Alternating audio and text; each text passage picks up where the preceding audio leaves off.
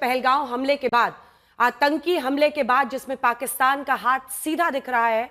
हमारे साथ खास मेहमान बातचीत करने के लिए एआईएमआईएम के अध्यक्ष और सांसद असदुद्दीन ओवैसी जी आज तक पर लाइव जुड़ रहे हैं।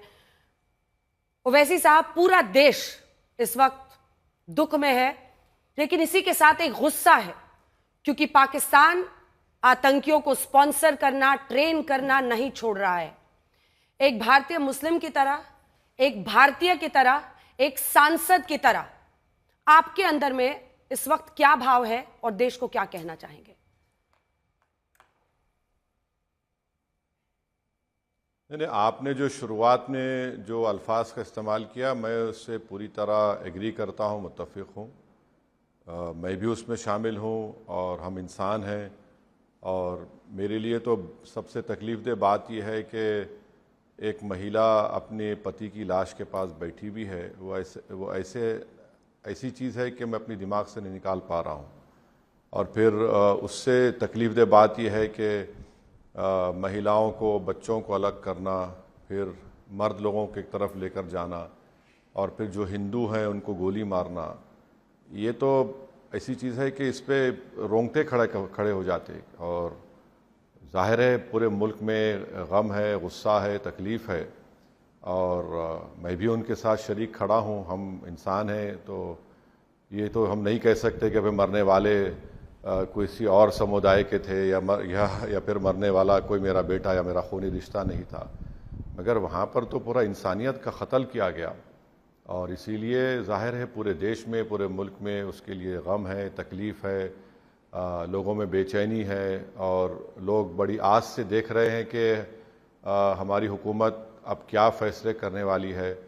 क्योंकि एक तो ये है कि उनको फ़ैसला करना ज़रूरी है, दूसरा ये कि एक अकाउंटेबिलिटी भी फ़िक्स करना है, और तीसरा ये कि जो डिटरेंस पॉलिसी हमारे देश की है उस पर भी असर नौ देखना है।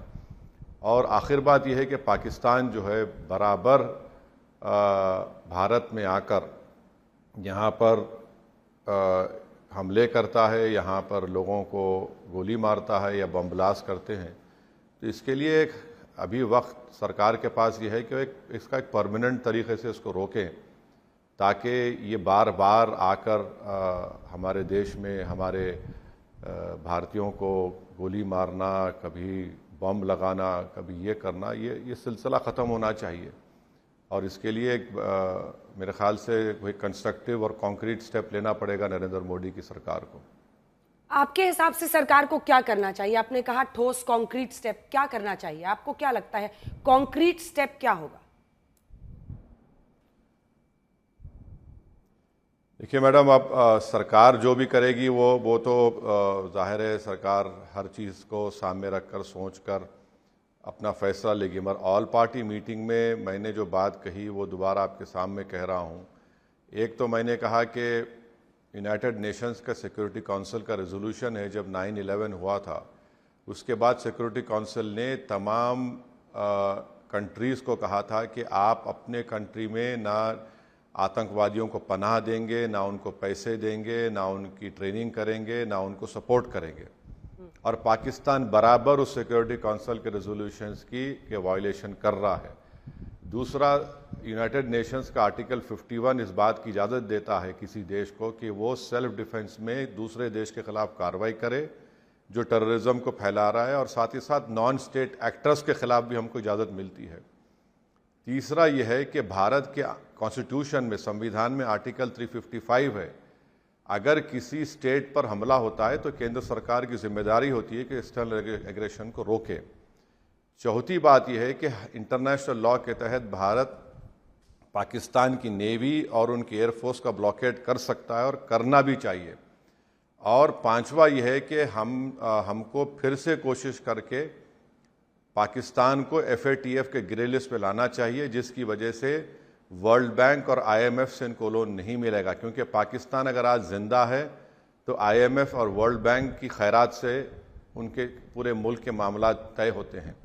और जहाँ तक सवाल है सरकार के मिलिट्री एक्शन का, तो वो तो सरकार तय करेगी किस तरीके से करना चाहिए। और इसीलिए हम तो ये बात कह रहे हैं कि जो गवर्नमेंट फ़ैसला लेगी, मुझे यकीन है कि ना सिर्फ मैं बल्कि हर देश का नागरिक उनके साथ ठहरा रहेगा। क्योंकि हर कोई ये चाहता है कि आतंकवाद का खात्मा हो, क्योंकि हम देख रहे हैं मैडम के हमने उरी हुआ तो हमने सर्जिकल स्ट्राइक किया, पुलवामा हुआ तो हमने बालाकोट किया, पिछले साल जुलाई में रईसी वैष्णो देवी के करीब 60 टूरिस्ट को इन आतंकवादियों ने हत्या कर दी। तो ये तो हो नहीं सकता ना कि आप जब चाहेंगे आएंगे और इंसानों का कत्ल कर देंगे और हमारे बहनों को, बेटियों को बेवा कर देंगे, यतीम कर देंगे बच्चों को। तो ये सरकार को सोचकर एक कॉन्क्रीट स्टेप लेना चाहिए। आपने सर्जिकल स्ट्राइक की बात की, आपने बालाकोट एयर स्ट्राइक्स की बात की, लेकिन सबूत तो नहीं मांगे जाएंगे, क्योंकि इसी देश में ऐसे लोग हैं जो सेना से सबूत मांगते हैं।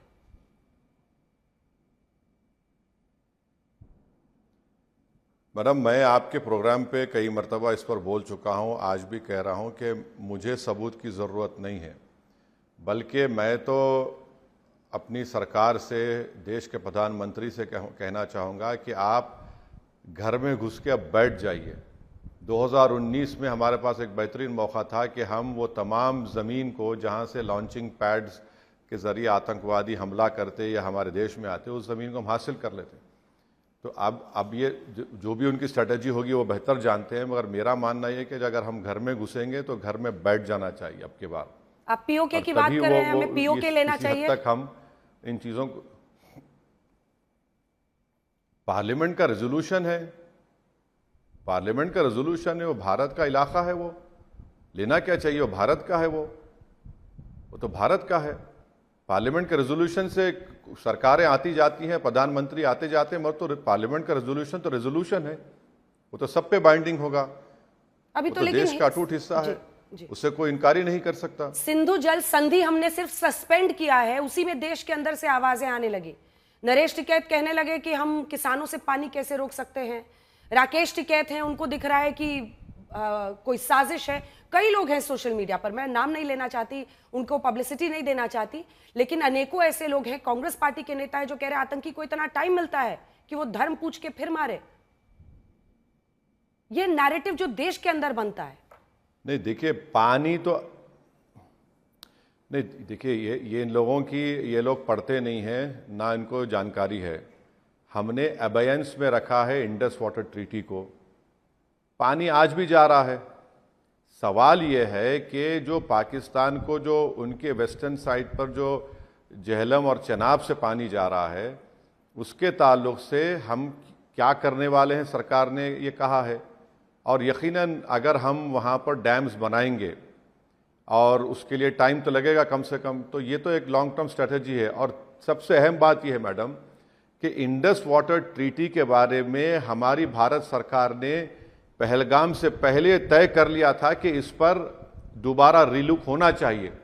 ये लोग जानते नहीं हैं, इनकी जानकारी के लिए कह रहा हूं कि एक गल्फ कंट्री में ट्रैक 2 डिप्लोमेसी हुई थी। वहां पर जितने हमारे सेंट्रल वाटर कमीशन के रिटायर्ड ऑफिशियल्स थे, उन्होंने जाकर इस बात को कहा कि इंडस वाटर ट्रीटी को दोबारा रिलुक करने की जरूरत है।